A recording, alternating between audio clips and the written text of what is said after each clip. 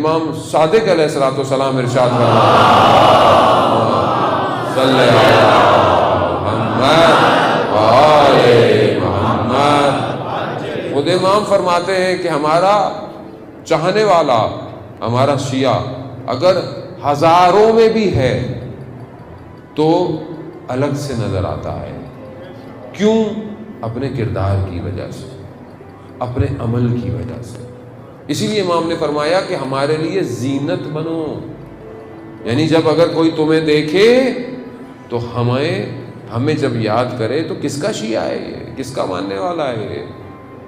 تو اپنے کردار کو ایسا بنائے اور اپنے امام سے جڑے. امام کہ صرف امام کے نام لینے سے تھوڑی امام کا ماننے والا ہو جاتا ہے، کردار سے، یعنی اپنے وجود سے اپنے امام کی طرف بڑھے.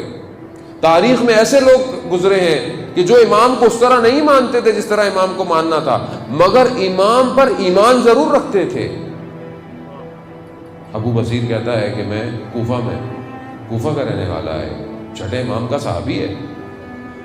اس کے پڑوسی ایک تھا جو کہ بہت ہی وہ جو برا کام ہو سکتا تھا کرتا تھا، لوگوں کا حق کھاتا تھا، لوگوں کی چیزیں غصب کرنا، گھر میں وہ لاؤ لعاب کی محفلیں رکھنا، آوازیں آنا. یہ اس کا پڑوسی تھا. پڑوسی ہونے کے ناطے اس کا حق بنتا تھا کہ اس کو تذکر دیتا، امر بالمعروف ہوتا.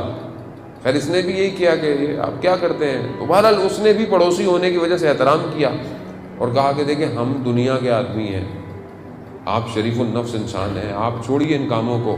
لیکن بہرحال انہوں نے تذکر دیا. یہ تذکر دینا کچھ نور جاگ گیا اس کے اندر.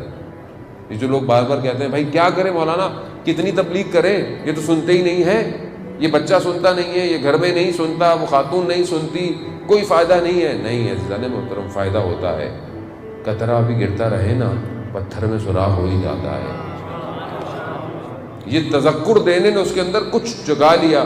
تو کیا کہتا ہے کہ ابو بصیر، اگر تم جس کو اپنا مولا کہتے ہو اگر وہ میری ضمانت دے دیں تو میں سب چھوڑ دوں گا. اب دیکھ رہے ہیں آپ، اس طرح نہیں مانتا لیکن کچھ جاگ اٹھا. ابو بصیر مدینہ آئے امام کی خدمت میں. امام کو فرمایا ایسا ایسا میرا سا پڑوسی ہے. امام نے کہا اس کو بولو جو لوگوں کا حق کھایا ہے وہ واپس کر دے، جو بھی اس نے چیزیں ہیں اپنی زندگی صحیح کر لے، ہم اس کی ضمانت دیتے ہیں. اللہ، امام جس کی ضمانت دے دے. سوچیں آپ. گیا، لوگ ملنے آئے کیونکہ زیارت کر کے آیا تھا مکہ مدینہ کی، ملنے آئے.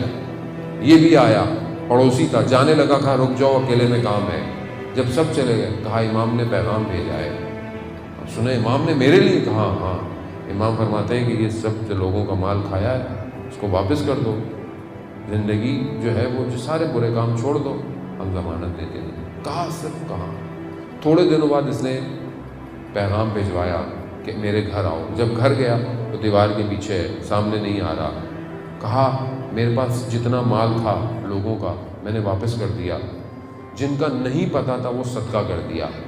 اب یہ حالت ہے کہ میرے بدن پر لباس بھی نہیں ہے، میں تمہارے سامنے نہیں آ سکتا.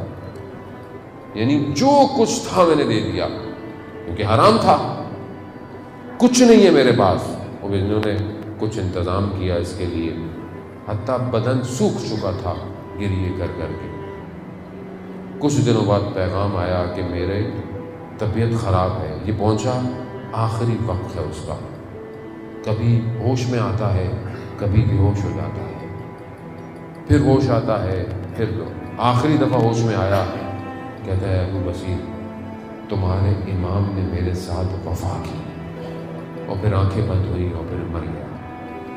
اب جب ابو بصیر مدینہ دوبارہ گیا تو امام کے گھر میں داخل ہی ہوا تھا، ابھی دروازے سے اندر ہی آ رہا تھا. امام نے وہیں سے کہا، فرمایا ابو بصیر ہم نے تمہارے ہمسائے کے ساتھ وفا کی. عزیزان محترم، امام کیا مانگ رہے ہیں؟ اطاعت. قرآن کیا فرما رہا ہے؟ بسم اللہ الرحمن الرحیم، اطیعوا اللہ واطیعوا الرسول واولی الامر منکم. کچھ نہیں، سادی سی بات. اللہ کی اطاعت کرو، رسول کی اطاعت کرو، اولو الامر کی اطاعت کرو. یعنی امام کی اطاعت کرو. کچھ نہیں کہا. خب میں اپنی زندگی میں دیکھوں